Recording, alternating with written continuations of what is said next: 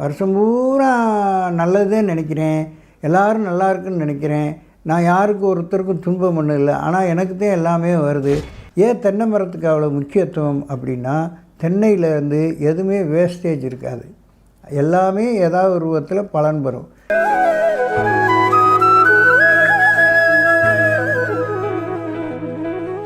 ஆன்மீக அன்பர்கள் அனைவருக்கும் வணக்கம். இப்போ எதுக்காக கஷ்டப்படுறோம், ஏன் கஷ்டப்படுறோம், இப்படி எதுவுமே புரிஞ்சு கொள்ளாமல் நிறையா பேர் வாழ்க்கையில் கிட்டத்தட்ட ஒரு 30 வருஷம் ஆனால் நல்லா இருப்பாங்க, 30 வருஷம் கெட்டு போயிடுவாங்க அப்படின்னு சொல்லுவாங்க. 30 வருஷம் கெட்டு போனவங்க 30 வருஷம் நல்லா இருப்பாங்கன்னு சொல்லுவாங்க. 60 வருஷமே கஷ்டப்பட்டுக்கிட்டு இருந்தால் அது ஒரு வாழ்க்கை இல்லையா? அப்போ அதுக்கு என்ன காரணம் அப்படின்னா, நம்மளுடைய முன் ஜென்ம கர்மா. இப்போ முன் ஜென்ம கர்மாங்கிறது எப்படி வருது அப்படின்னு சொன்னால், நம்மளுடைய அந்த முன் ஜென்ம கர்மா எப்பயுமே கர்மான்னா 10ஆம் இடம் தான் கர்மாவை சொல்லக்கூடியது. அதே இப்போ 5ஆம் இடம் நம்ம பூர்வ புண்ணியத்தை சொல்லக்கூடியது. பூர்வ புண்ணியம்னா என்னது? நாம் ஏற்கனவே என்ன புண்ணியம் செய்தோமோ அதனுடைய டெபாசிட்டு. பாக்கியஸ்தானம் அப்படிங்கிறது என்ன? 9ஆம் இடம். அந்த பாக்கியஸ்தானம்ங்கிறது என்ன?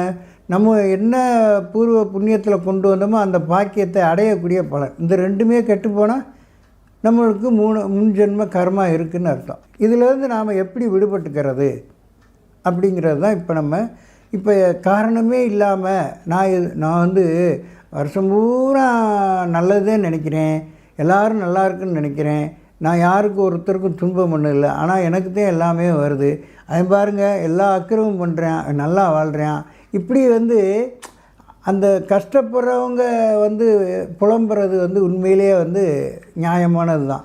முன் ஜென்ம கர்மாவை தீர்க்கிறதுக்கு சிம்பிளான பரிகாரம்.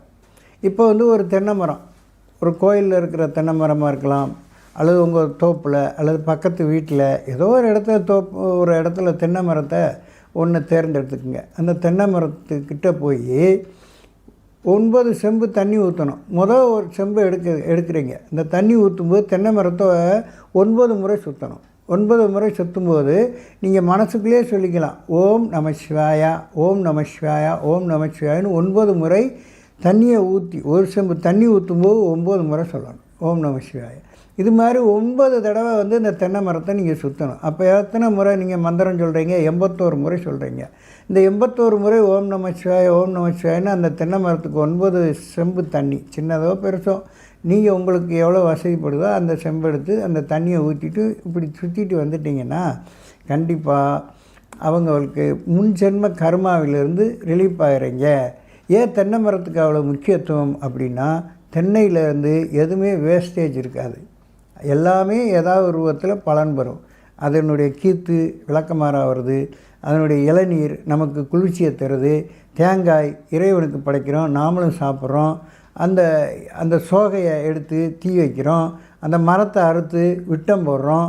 இப்படி எதுவுமே அந்த தென்னை மரம் வேஸ்ட் ஆகாது. அப்போ என்ன ஆகுது? அது எல்லாருக்கும் பலன் கொடுக்குற மாதிரி உங்களுடைய கர்மாவையும் நீக்கி அது பலனை உங்களுக்கு கொடுக்க ஆரம்பிக்குது. இதை ஏன் ஓம் நம சிவாய அப்படி சொல்கிறோம் அப்படின்னா, 5 பஞ்சாட்சரத்தினுடைய அந்த எழுத்துக்கு 5 விதமான பஞ்சபூதங்களை நம்மளை ஆட்படுத்துது. அந்த 5 ஓம் நமசிவாயங்கிற ஓம்ங்கிற பிரபஞ்சம், நமசிவாயங்கிறது பஞ்சபூதம். இந்த பிரபஞ்சத்தோட பஞ்சபூதத்தை இணைச்சி நம்முடைய கர்மாவை நீக்குது.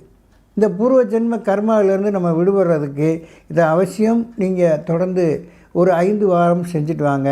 அது திங்கக்கிழமையாக தேர்ந்தெடுங்க, ரொம்ப சிறப்பாக இருப்பீங்க. காலை பொழுதில் செஞ்சால் ரொம்ப விசேஷம். இதை தொடர்ந்து செஞ்சு பாருங்கள். 5 வாரம் கழித்து உங்கள் வாழ்க்கையில் நடக்கக்கூடிய மாற்றங்களை உணர்வீங்க. நான் சொல்கிறது முக்கியம் இல்லை, இதை செயல்படுத்தி பார்த்து அதன் மூலமாக பலனடையும் போது ஒரு எளிமையான பரிகாரத்தை செஞ்சு நம்ம வாழ்க்கையே மாற்றிட்டோமே அப்படிங்கிற உணர்வு உங்களுக்கு வரும். தொடர்ந்து செஞ்சு நன்மை அடைங்க. நீங்கள் நன்மை அடைஞ்சதுக்கப்புறம் மற்றவங்களுக்கும் இதை செய்ய சொல்லி எல்லோரும் வளமாக வாழ்வீங்க, நலமாக இருப்பீங்க. நன்றி, வணக்கம்.